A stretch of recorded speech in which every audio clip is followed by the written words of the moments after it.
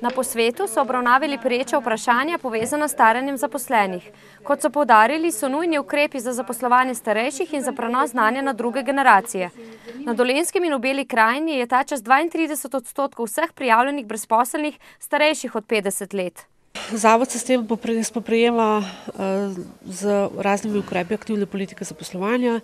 Največ jih vključimo v programe javnih del, nekoliko manj pa v ostale ukrepe, ker so za delodajalce ti brezposelni malo manj zanimivi.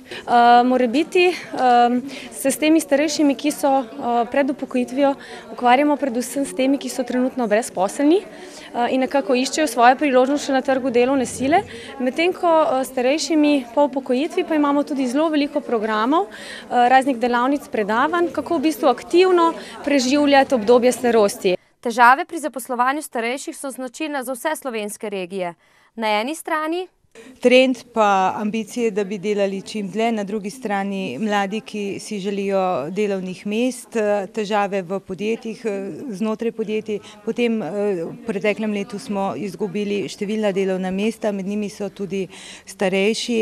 Veliko teh je delavcev nekdanjega Novolesa, ki priznavajo, kako težko bodo našli novo zaposlitev, dodaja Maroltova. Sicer pa so na posvetu poudarili pomembno vlogo tako delodajalcev in sindikatov kot države pri iskanju rešitev na tem področju.